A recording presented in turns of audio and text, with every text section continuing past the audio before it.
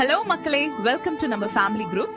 இந்த அட்சய திருதியை வாங்குறதுக்கு மட்டும் இல்ல, வளர்ச்சியை தொடங்குற நாள். நீங்க எப்பயாவது நினைச்சிருக்கீங்களா நம்ம ஃபியூச்சர் செக்யூரா இருக்கணும், நம்ம பேர்ல ஒரு நிலம் இருக்கணும்னு?